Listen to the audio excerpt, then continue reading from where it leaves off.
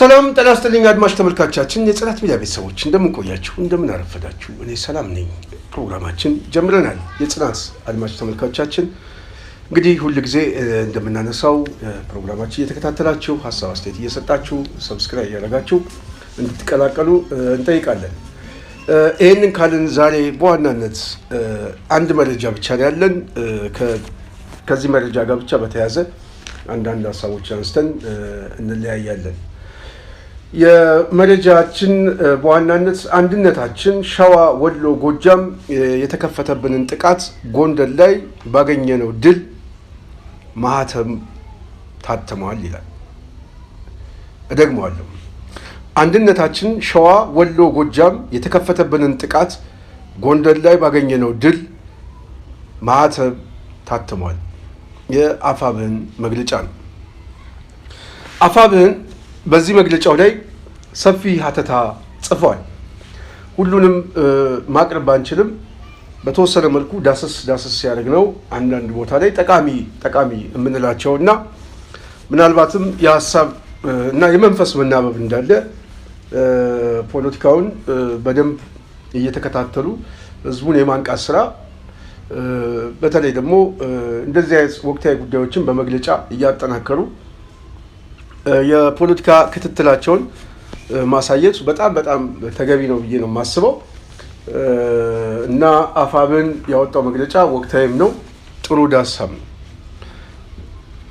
እዚህ ውስጥ የጽናት ሚዲያ ቤተሰብ ብዙ ጊዜ የምናገረው የብአዴን መዋቅር ተሽመድምዷል መሽመድመድ ብቻ ሳይሆን ፈርሷል የብአዴን መዋቅር ፈርሷል ሲባል በአስተሳሰብ አይደለም የሚፈርሰው በመዋቅር ፈርሷል በአስተሳሰብ የሚፈርሰው ገና ነው እሱ ገና ምናልባት ብአዴን ከተሸነፈን በኋላ በአስተሳሰብ ለማፍረስ ገና የመንግስት መዋቅር ተቀብሎ የተለያዩ ፖሊሲዎችና ስልጠናዎችን የተለያዩ መርሃ ግብሮች ይፈልጋል ይህንን ለማጥፋት የአስተሳሰብ ስራ ለመስራት ረጅም ጊዜ ይፈልጋል ምናልባት 50-60 ዓመትም ላይበቃ ይችላል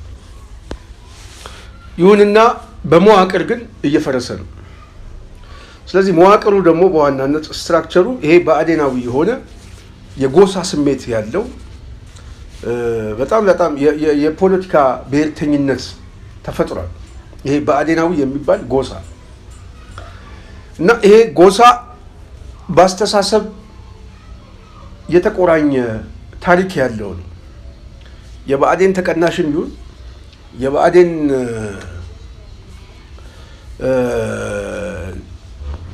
አባላትም ይሁን እዛው በስልጣን ላይ ቢቀመጥ በአስተሳሰብ ያቆራኘው የመንፈስ መጋመድ አለ በዚህ ተቋም ውስጥ በጣም ነው የሚገርም እና ይሄ የፋኖ እንቅስቃሴ እየበታተነው ነው አዲሱ ትውልድ የአማራ ትውልድ ይሄ ግፍ በቃኝ ብሎ የተነሳው በደንብ እያፈረሰው ነው ሲያፈርሰው ግን መዋቅራዊ ፍርሰት ነው እያጋጠመ ያለው አሁን የፋኖ እንቅስቃሴ አንድ ከመሆኑ በፊት ካያችሁ ወደ አንድነቱ እንዳይመጣ በስፋት የሚሰራው እኛም በትንተናችን ያስቀመጥነው እነዚህ ኤጀንቶች ናቸው ብለን ነበር የኦህዴድ ሞቲቭ አለ የብአዴን ሞቲቭ አለ ሌሎችም ኃይሎች ሌላም በተለያየ አካባቢ ያለ ኃይሎች የአማራን ፖለቲካ ከአማራ ፖለቲካ አኳያ የራሳቸውንም የሚቃኙት ኃይሎች ብዙ እጆች አሉ ከዛ ውስጥ አንዱ የብአዴን እጅ የብአዴን እጅ ቅድም ብያቸዋለሁ ሁለት አይነት መልክ አለ አንደኛው በስልጣን ላይ ያለው አሁን ተለጣፊውና ካባ የሚያለብሰው የነ ተመስገን የናረጋ ብአዴን ሁለተኛው ብአዴን ግን ሪፎርሚስት ሆነው ለመምጣት የሚፈልግ ብአዴን አለ ይሄ በአስተሳሰብም ያልተቀየረ ማለት ነው ስለዚህ የመጀመሪያው ብአዴን እየፈረሰ ነው የትኛው ጋቢ የሚያለብሰው እሱ በመዋቅር እየፈረሰ ስለዚህ ይሄኛውን በመዋቅር ማፍረስ የቻለው ደግሞ ይሄ የፋኖ እንቅስቃሴ ነው ሪፎርሚስት ሆኖ ለመምጣት የሚፈልገው የብአዴን መዋቅር ግን በከፍተኛ ደረጃ የፖለቲካ ስራ የሚያስፈልገው ነው። እሱ ወደፊትም የሚያስፈልገው ነው። ወደፊትም ማለት ነው። ጠፋ ብዬ አላምንም አለ። ይሄንን የሚያጠፋው የፋኖ ኃይል ብአዴንን ካሸነፈ በኋላ መንግስት ከመሰረተ በኋላ በህግ በፖሊሲ በፖለቲካ ትግል ነው የሚያሸንፈው። እሱ ያሸንፈዋል። ግን ይሄኛው ኃይልም አፋብን በመግለጫው ሲገልጽ እንደዚህ ብሎ አስቀምጦታል። የትውልዱ አስደናቂ ተጋድሎ ነባሩን የብአዴን መዋቅር በማፈራረስ አገዛዙ አየር ላይ የተንሳፈፈ ፊኛ ማድረጋችን መሬት ያለው ህዝብ ብቻ ሳይሆን ዓለም አቀፉ ማህበረሰብም በገሃድ የመሰከረው ሀቅ ነው ይላል አፋብን። ስለዚህ ምንድነው አፋብን የሚለው? የትውልዱ አስደናቂ ተጋድሎ ነባሩን የብአዴን መዋቅሩን ነው ቅድም ያልኳችሁ ማለት ነው። አስተሳሰቡን አይደለም። አስተሳሰቡ ገና ብዙ ይጠይቃል። መዋቅሩ ግን ነባሩ የብአዴን አመለካከት ምንድን ነው? በአስተሳሰብ ደረጃ የሚታወቅ ነው። ስለዚህ አስተሳሰቡን ለማጥፋት ግን አደረጃጀቱን ማፍረስ የግድ ያስፈልጋል። ስለዚህ ወደ አስተሳሰቡ ፋኖ እየሄደ ነው። አስተሳሰቡን ለመቀየር የብአዴን አስተሳሰብ ሁለተኛ የሆነ አስተሳሰብ ነው። የብአዴን አስተሳሰብ ተሸናፊነት ነው። የብአዴን አስተሳሰብ ግብር መሰብሰብ ነው። የብአዴን አስተሳሰብ ካባ ማልበስ ነው። የብአዴን አስተሳሰብ የአማራን ህዝብ ባንዳ ብሎ መሳደብ ነው። ትምክተኛ ብሎ መሳደብ ነው። አለምነው መኮንንም ይሳደባል፣ ተመስገንም ይሳደባል፣ አረጋ ከበደም ይሳደባል፣ ይልጋ ሲሳይም ይሳደባል። ግን ብአዴን ነው። ብአዴን ደግሞ የአማራ ተወካይ ነኝ ብሎ የመጣ ስብስብና ቡድን። ይሄ ስብስብ እኔ የምወክለው አማራን ነው ይላል። አማራን የሚወክለው ግን በሁለተኝነት ነው። እኔ የምወክለው የአማራ ህዝብን ነው ይላል። የአማራ ህዝብን መገለጫው ግን ለጠላት ተሳድቦ በመሸለም ጽንፈኛ፣ ትምክተኛ፣ ጠባባይ፣ ፖለቲካ የማይገባው ምናምን እያለ እኮ ብአዴን ሰሞኑን እንኳን የሚሰጠው መግለጫ ነው። ይሄ መግለጫ እኮ ቀጥታ ከጨፌ ተጽፎ የሚመጣ መግለጫ ነው። የጨፌ ቋንቋ ነው። የነሽመልስ ቋንቋ ነው።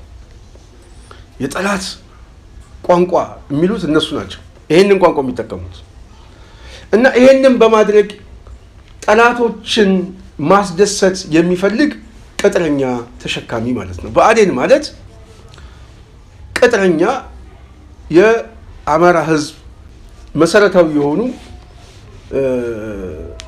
ጥቅሞቹን ለጠላት አሳልፎ በመሸጥ ችሮታ መሰብሰብ የሚፈልግ ካቦ ነው። ካቦ ብሏል አንድ ልጅ።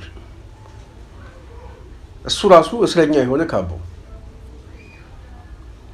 እና ይሄንን ብአዴን ምን እያሉት ነው ፋኖቹ? በትውልዱ አስደናቂ ተጋድሎ ነባሩን የብአዴን መዋቅር እያፈራረስ ነው። ይሄንን በማድረጋችን ተላላኪነትን ተክሎት የነበረው መሬት ላይ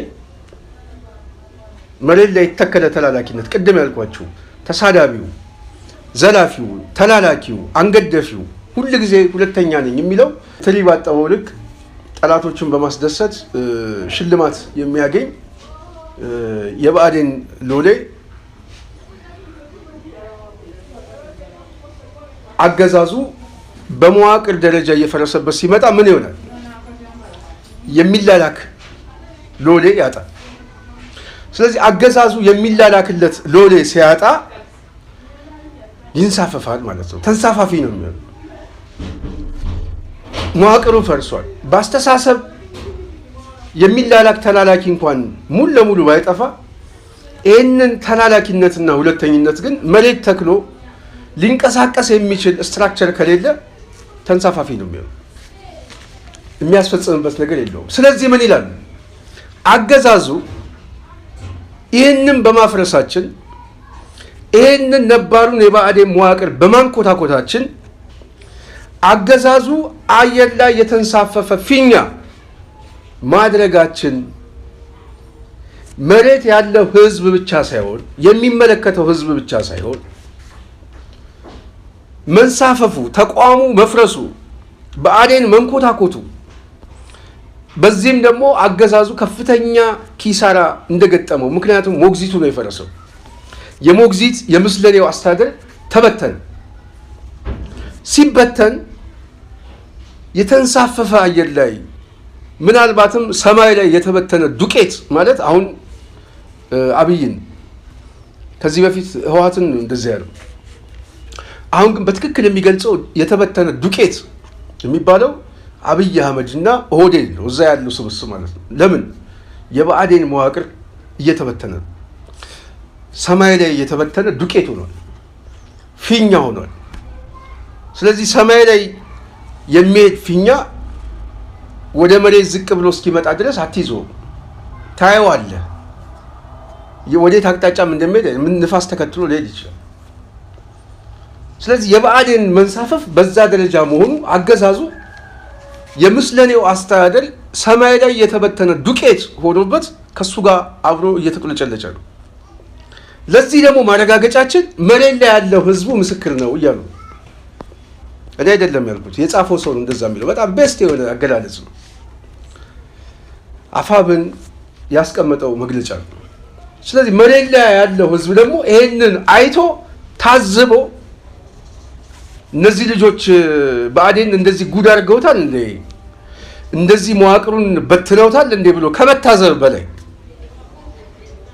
ይሄንን ጉዳይ ዓለም አቀፉ ማህበረሰብም አይቷል ስለዚህ ዓለም አቀፉ ማህበረሰብም በጋድ ያየውን ነገር የሰማውን በማስረጃ የመሰከረው ሐቅ ነው ይላል ይሄ በትክክል ይሄ በተለያየ ዓለም አቀፍ መገናኛ ብዙሃን ላይ በተለይ ፋኖ ከ80% በላይ ቀጠናዎች እንደተቆጣጠረ የብአዴን ምስለኔ የሚሆን የፌደራል መንግስቱ የማያስተዳድርባቸው የተለያዩ አካባቢዎች ላይ ዲፋክቶ የሆነ አስተዳደር እየፈጠሩ እንደሆነ በደንብ ጽፈው የተወያየንበት ጉዳይ ነው ስለዚህ ዓለም አቀፉ ማህበረሰብም እንኳን ህዝባችን ምስክርነት ሰጠ ብአዴን በዚህ ደረጃ ተንሳፋፊ አድርገነዋል ተንሳፋፊ የሆነው ነባሩ አስተሳሰብ ነው ይሄ አዲሱ አስተሳሰብ ነባሩ ካለው አስተሳሰብ ጋር የተለየ አስተሳሰብ አይደለም ተያይዞ ይመጣል ግን ነባሩን አስተሳሰብ ብአዴን ለመጀመሪያ ለማፍረስ መዋቅሩ መፍረስ የግድ ስለሚያስፈልግ መዋቅሩን በማፍረሳችን ህዝባችንም ዓለም አቀፉ ማህበረሰብ የታዘበው ጉዳይ ነው ብሏል ትክክለኛ አገላለጽ ነው በእኛ እምነት ግን ይሄ አስተሳሰብ አሁንም የብአዴን አስተሳሰብ አዲስ ትውልድም ይሄንን አስተሳሰብ ማፍረስ አለበት ብዬ አስባለሁ ለምሳሌ በአስተሳሰብ ደረጃ ምክንያቱም የአማራ ህዝብ በራስ የመተማመን ወኔ ያለው ይሄ ብአዴናዊ አስተሳሰብ አንዱ ተሸናፊነት ነው ከሌሎች ጋር ካልሆንኩ ነፃ አልወጣም ከሌላው ጋር ይተባበሩኝ እንደዚህ ይበሉኝ ምናምን የሚል ደጅ የሚጸና አስተሳሰብ ብአዴን አስተሳሰብ ይሄ ማለት ሰው ብአዴን ነው ማለት አይደለም ሐሳቡ ግን የመጣው ከብአዴን ሐሳብ የመጣ ነው የሁለተኝነት ሐሳብ አማራ አሸናፊ ነው የብአዴን መዋቅር ያሸነፈው ከሌሎች ጋር ተባብሮ አይደለም ብቻውን ለትግል ቆርበው በወጡ ልጆቹ ብቻ ነው ስለዚህ እነዚህ ድሎች የመጡት ከራስ የሚቀዳ ጉልበት እንደሆነ ግልጽ ነው ማንም ሰው ያገዘው አይደለም ስለዚህ የብአዴን አስተሳሰብ ብአዴናዊ አስተሳሰብ እኛ ብቻችን ማሸነፍ አንችልም ስለዚህ ከሌላው ጋር ሆነን ምናምን የሚል አስተሳሰብ አለ ትርክቶቹ ማለት ነው በትርክት ደረጃ በመርህ ደረጃ ከሌላው ጋር አብረን አንስራ ከሌላው ጋር አብረን አንቁም ምናምን አይደለም ግን ሌላው እኛን እንኳን ከኛ ጋር አልቆምም ቢል እኛ መታገል አንችልም ማለት አይደለም እኛ ራሳችን ችለን ነፃ መውጣት አንችልም ማለት አይደለም እኛ ራሳችን ችለን ጉልበት መፍጠር አንችልም ማለት አይደለም ትልቅ ጉልበት አለ ትልቅ አቅም አለ ሪሶርስ አለ የሰው ኃይል አለ ዕውቀት አለ ፖለቲካ ልምድ አለ ሰራዊት አለ ይሄንን ኃይል የሰበሰበ ጊዜ አንድነታችን ስናጸና እናሸንፋለን ለዚህ ነው አንድነታችን ሸዋ ላይ ወሎ ላይ ጎጃም ላይ የተከፈተብን የተቀናጀ ያገዛዙ ጥቃት ጎንደር ላይ ባገኘነው ድል ማህተብ ታትመዋል ይላል ስለዚህ አንድነት ሲመጣ ምን ጊዜም አሸናፊነት አለ። ስለዚህ አንድ የሆነ አማራ ሲመጣ ጉልበት ይፈጥራል፣ አቅም ይፈጥራል።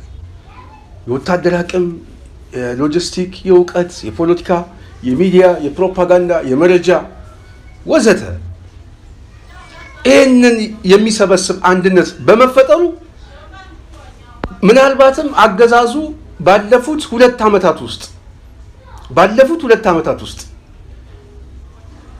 እንትወና ባለፉት 1 ዓመት የጭቅጭቅ ጊዜ የተባለው 1 ዓመቱን ወስደን በተዋጋበት 1 ዓመት ውስጥ ከከፈለው ኮስት በላይ በአንድነቱ አሁን አንድነቱ ከመጣ በኋላ በቁስም በሰውም የከፈለው ኮስት ይበልጣል። ልብ በሉ እንግዲህ ከ1 ወር ከ2 ወር በኋላ በሺዎች የሚቆጠር ተተኳሽ እጃቸው ላይ ገብቷል። ከከባድ ከቡድን መሳሪያ ጀምሮ እስከ ነፍስ ወከፍ ተተኳሽ መናገር አይቻል። አንድ መኪና ሙሉ ትጥቅ ነው እጃቸው ላይ ገባው። በሸዋ ከ17 ጊዜ ከ23 ጊዜ በላይ የገባ ልዩ ስፔሻል ኮማንዶ ውቅያኖስ ውስጥ እንደገባ አሳ አልታየም። ገባ ግን አልወጣም። ወደ ጭቃነት ነው የተለወጠው። በጎጃም ላይ የነበረው ትልቅልቅ ሜጃ መቆሚያ ነው ሰጡት። ጎንደር ላይ ከ18 በላይ ቀጠናዎች የወረዳ ቀበሌዎች እጃቸው ላይ ያዙትን በንፋስ መውጫ፣ በጋይንት፣ ደብረ ታቦር፣ በጣቁሳ ወዘተ እጃቸው ደቡብ ጎንደር በአብዛኛው የፋኖ እጅ ላይ ነው። አገዛዙ ምርጫ ያደርግበታለው ቢጫ እና ቀይ ብሎ የሰጣቸው መለያዎች ላይ ሙሉ ለሙሉ እጃቸው ላይ እንደውም ቢጫውን ወደ ቀይ ለውጠውለት ቁጭ ብለዋል። ስለዚህ ይሄ ድል የመጣው ከአንድነት ነው። ስለዚህ አንድ የሆነ ማህበረሰብ ያሸንፋል። ስለዚህ እኛ እናሸንፋለን፣ ራሳችንን ችለን እናሸንፋለን የሚል መጀመሪያ በራስ መተማመን ያስፈልጋል። እኔ አማራ የሆነ ሰው በቃ በዛ ነው እኔ መለኪያ። ከእንትኑ ጋር ካልተባበርን ከእንተና ጋር ካልተባበርን አናሸንፍም ማለት አይደለም። ሌሎቹ መተባበር የሚችሉት ለጥቅማቸው ሲሉ ነው፣ ለኛ ብለው አይደለም። ለጥቅማቸው ሲሉ መተባበር ካስፈለገ ይተባበሩ። እኛ ጥቅማችን ለማስጠበቅ ውቅያኖሱን ቀደን ለመውጣት መንገድ ላይ ነው ያለነው። አንድነቱ አሁን አሳሳቢ ነበረ፣ መጥቷል። ከዚህ በኋላ የሚያሳስብ አይደለም። ወታደራዊ ቁመናችን ከዚህ በኋላ እያደገ ይመጣል። የትግሉን ኮስት በጣም በአጭር ኪሳራ እየጨረሰ ይመጣል። ዓላማና መዳረሻ ያለው ሰራዊት ተገንብቷል። ዛሬ በከተማ ውስጥ የሚንቀሳቀስ ቀኝ የተባለ ስውር ቡድን ተቀምጧል።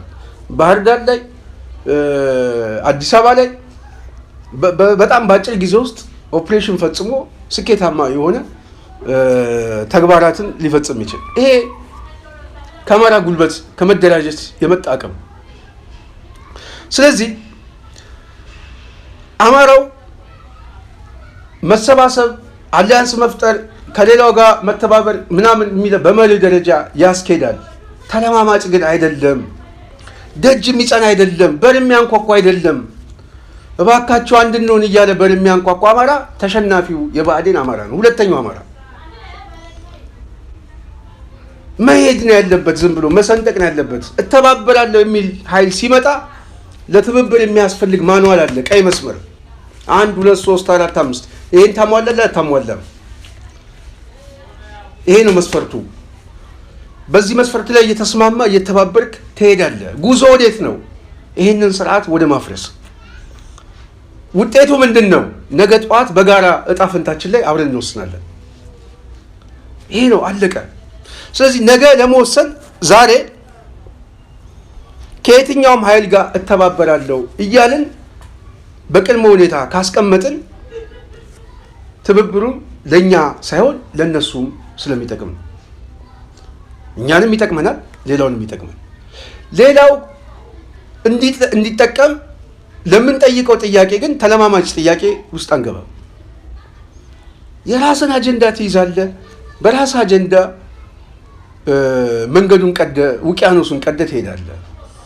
ሌላው ካንተ ጋር ሊተባበር የሚችለው ካንተ የኃይል ሚዛን፣ ካንተ ፍጥነት፣ ካንተ አቅም፣ ካንተ ጉልበት፣ ካንተ አሸናፊነት የሚመጣ የፖለቲካ የበላይነት ወታደራዊ የበላይነት አሊያንስ ጥያቄ ይመጣል። ከዚህ በፊት ደጋግሜ ነግሬዋለሁ። ገበያ ነው፣ ፖለቲካሊ አሊያንስ ገበያ ነው፣ ውድድር ነው፣ ተፈላጊነት ነው። የእንግሊዝ ፕሪሚየር ሊግ እናውቀዋለን አይደል? ይሄ ዝውውር መስኮት ይባላል። በጣም መስኮቱ ሳይዘጋ ምናምን ብቃት ያለው ተጫዋች አንዱ ክለብ ከአንዱ ክለብ እንደምንም ብሎ ይገዛዋል። የምትገዛው አቅም ሲኖር ነው። ስታንኳኳ ግን ደጅ ስትጸና ምናምን ሌላው ዝም ባለበት ሁኔታ ላይ ይሄ ተሸናፊነት ነው። ይሄ በራስ አለመተማመን የሚመጣ ተለጣፊነት ነው። ይሄ ነው ልክ የብአዴን ካራክተር መገለጫው ይሄ። እናንተ ካልመጣችሁ እኔ አላሸንፍም፣ እናንተና ካልመጡ እኛ አንችልም፣ እናንተና ካልመጡ እኛ መንግስት መመስረት አንችልም፣ እናንተና ካልመጡ አሁን ልክ አረጋ ከበደ የሚለው ማለት ነው። ኦህዴድን ማስቀየም የለብንም፣ ኦህዴድን ካስቀየም ነው የተበተነው አማራ እንትን ይላል እንደዚህ ይላል። እንደዛ ብሎ ነገር የለም። ኦህዴድን እናሸንፈዋለን፣ በደንብ ነው የምናሸንፈው። አማራው ያሸንፈዋል፣ ግጥም አድርጎ ከዚህ በኋላ ያሸንፈዋል። ሌላው መተባበር ያለበት ጥቅሙን ለማስጠበቅ ነው የሚተባበረው። ነገ ጠዋት አማራው በሚከፍለው መስዋዕትነትና የተራዘመ ትግልም እንኳን ቢሆን የአሸናፊነት ህግ ከሚጽፍብህ ተባበር ነው። ብትተባበር ትጠቀማለህ። ምክንያቱም የትግሉ አካል ነህ፣ የሂደቱ አካል ነህ፣ የውሳኔ አካል ትሆናለህ። ካልተባበረ ተመልካች ነው። አሸንፎ የመጣው ኃይል ህግ ይጽፍበታል፣ ህግ ያስፈጽምበታል። ይሄ የፖለቲካ ሂደቱ የአሸናፊዎች ችግር። ስለዚህ የአሸናፊዎችን ህግ አልቀበልም እኔም አሸናፊ ሆኜ እመጣለሁ የሚል ማንኛውም ኃይል መምጣት ይችላል። ለመምጣት ቀይ መስመር አለ። እኛ ስንተባበር ደግሞ ቀይ መስመሮች አሉ። ከዛ ቀይ መስመር ጋር አብረን አሊያንስ እየፈጠርን እንሄዳለን። ነገ የምንወስናቸው ብዙ ነገሮች አሉ በጋራ እጣ ፈንታችን ላይ።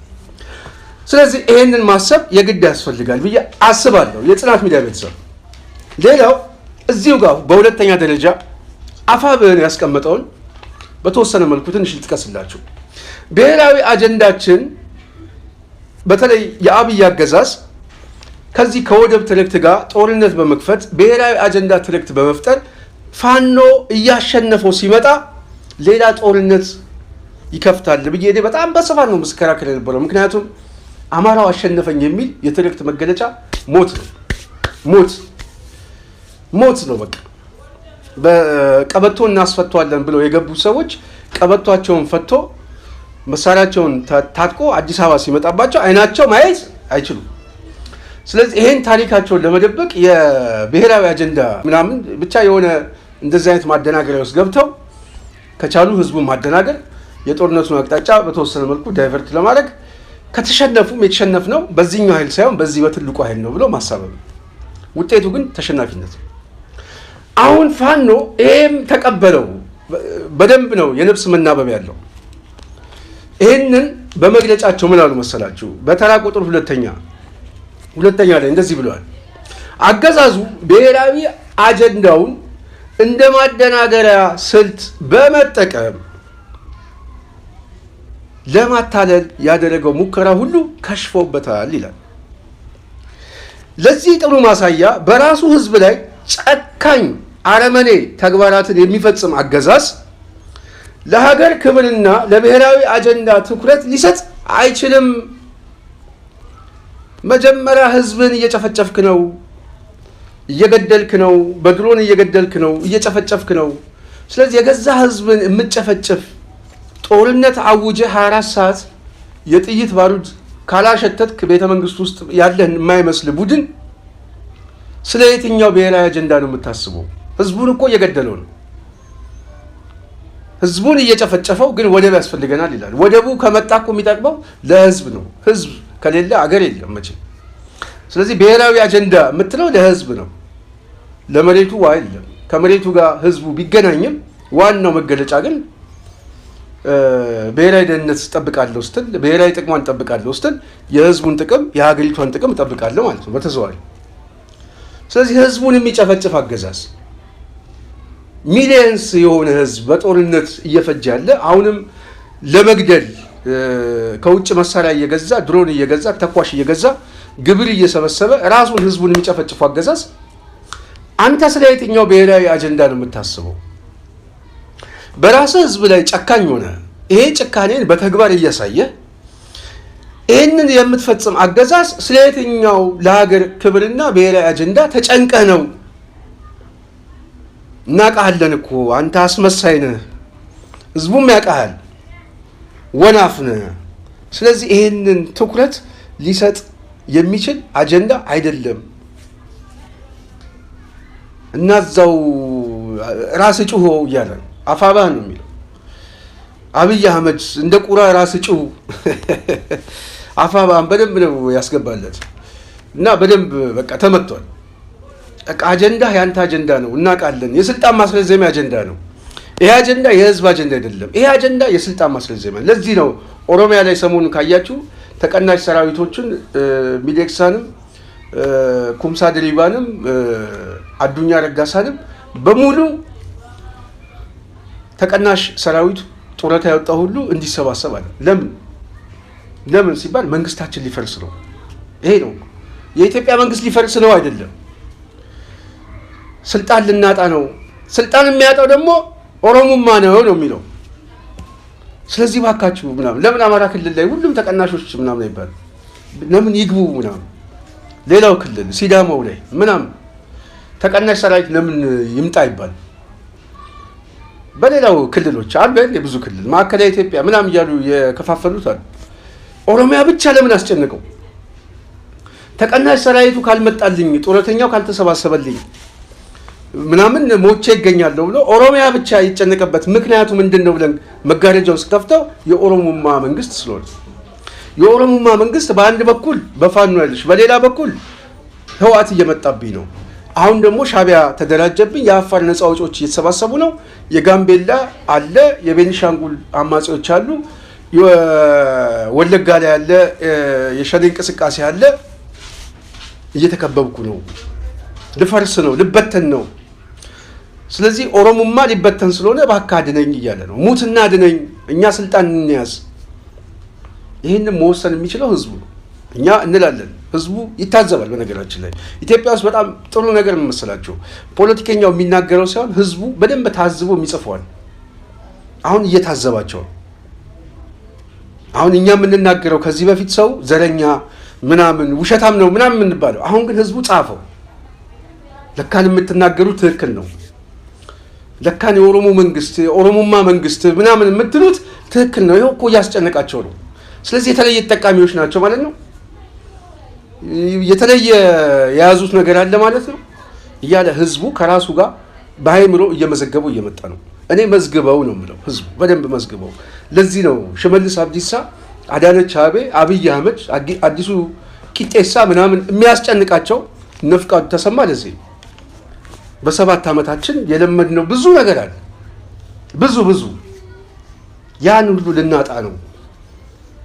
ስለዚህ ይሄ የኛ ምቾት ደግሞ ኦሮሞማ ምቾት ነው። ኦሮሞ ስልጣን ያዘ የሚሉት እኮ እነሱ ምቾት ይዘው ነው። ቅባት እነሱ ስለቀመሱ ሁሉም ኦሮሞ ቅባት የቀመሰ ይመስሏል። አይደለም፣ ድሃው አለ እኮ ዛሬም እኮ ከእጅ ወደ አፍ የሚኖር ኦሮሞ አለ። ግን ጥቂት ቡድን ግን በስሙ በመነገድ ስልጣን ይዞ የኦሮሞ ስልጣን መገለጫ አድርጎት አሁንም ና ሙትልኝ እያለ ማስታወቂያ እያወጣ እየቀሰቀሰ ነው። አማራው ግን ነቃበት። አማራው ምንድን ያለው? ብሔራዊ አጀንዳ ማደናገሪያ ነው። የራስን ህዝብ በድሮን እየጨፈጨፍክ እያሰቃየህ እያሰርክ ዛሬ በሺዎች እስር ቤት የሞሉት እነማን እንደሆኑ ይታወቃል። ህዝቡ እንደዚህ እያሰቃየ ስለ የትኛው ብሔራዊ አጀንዳና ስለ የትኛው የሀገር ክብር ነው የምታወራው? አታደናግር፣ ቀጣፊ እያለ አማራው መግለጫ እየሰጠ ነው። ኦሮሞስ ሌላውስ ሚኒሻን አሁን ሙት ሲልህ ምንድን ነው የምትለው? እሺ ሞትልሃለሁ ነው የምትለው ወይንስ አታደናግር ዘርበል ማለት ነው? ይሄ የሊቃኑ ምናምን የግድ ስለሚያስፈልግ ነው። ለውይይት አጀንዳ የግድ ያስፈልገዋል። መግለጫ መስጠት፣ ህዝቡ ማንቃት፣ እዚህ ውስጥ እንዳይሳተፉ ማድረግ፣ ራሱ ኦሮሞውን ማዳን። አብይ ሽመልስ ምናምን እዛ አካባቢ ያሉ ሰዎች ይውደቁ። ኦሮሞ ግን ከነዚህ ሰዎች ጋር ተያይዞ መውደቅ የለበትም። ስለዚህ ቀጣይነት ካለው ቀጣይነት የሚኖረው ህዝቡ ነው እንጂ እነዚህ ሰዎች አይደሉም። እነዚህ ሰዎች ነገ ጠዋት ይገነደሳሉ። ኢህአዴግ ወድቋል፣ ደርግ ወድቋል፣ ብልጽግና ይወድቃል። ብልጽግና ሲወድቅ ኦሮሞ ላይ መውደቅ የለበትም። ስለዚህ ይሄ ሚኒሻ ሁን ተብሎ የተቀሰቀሰው ሁሉ ልክ የአማራ ኃይሎች እንዳወጡት ሁሉ እኛም ዘርበል ማደናገሪያ አትሁን ብሎ መግለጽ ማሳወቅ የግድ ያስፈልጋል። ይሄንን ካላሳዩ ግን እንደተቀበሉት ተደርጎ ሰው ስለሚቆጥር ይመዘግበዋል። ከመዘገበው ደግሞ መጥፎ ነው። ይሄን ለማለት ነው። ስለዚህ በመጨረሻ ላይ ምን ይላል? ይሄን በልና ልጨርስ። በመጨረሻ ላይ አሁን አገዛዙ በዚህም ምክንያት በዚህ ማደናገሪያው ሲጋለጥበት ይላል በእርሻ ማሳው፣ በንግድ ቦታው፣ በአምልኮ ቦታዎች እና በመኖሪያ ቤቱ ጭምር እያለ የሚጨፈጨፈው ህዝብ በድሮንም በወታደርም ይሄ የሚጨፈጨፈው ህዝብ በዚህ መልኩ ለማታለል ብሔራዊ አጀንዳ መልክ ሰጥቶ አብይ አህመድ በጣም ለሀገር ሀሳቢ መስሎ ምናምን የሚታወቅ እኮ ነው። ሞላጫ የሆነ እኮ ጨፍጫፊ የሆነ ሂትለር የሆነ ሰውዬ አሁን ዛሬ ህፃን ልጅ እንኳን ምስክርነት እየሰጠ ነው። ገና የ3 ዓመትና የ4 ዓመት ልጆች ማለት ነው እያዩት ነው። ገና ለማታለል ያደረገው ሙከራ በሙሉ አገዛዙ በፖለቲካ መቀንጨር መጠቃቱን ያረጋገጠ እና የከሸፈ ነው። ስለዚህ የቀነጨረው አብይ ሆይ ብሔራዊ አጀንዳ አይደለም፣ የስልጣን መወጣጫ እድሜ ነው ያለ። ስለዚህ እዛው ራስህን ቻለው። እኛ ትኩረታችን አንተ ጋር ነው። ትኩረታችን አዲስ አበባ ነው። ትኩረታችን የ4 ኪሎ መንበሩ ላይ ነው። እዛ እንመጣለን እያለ በጣም ደስ የሚል መግለጫ ነው። መግለጫውን አስመልክቶ የጽናት ሚዲያ ቤተሰቦች ትንሽ በተወሰነ መልኩ እንድምታው ምንድን ነው የሚለውን ወደ እናንተ ለማምጣት ነው። በሚቀጥለው በሌላ ሀሳብ በሌላ ዝግጅት እንገናኛለን። የስንታየሁ ቸኮል ነኝ። በዚሁ እሰናበታለሁ። ሰላም።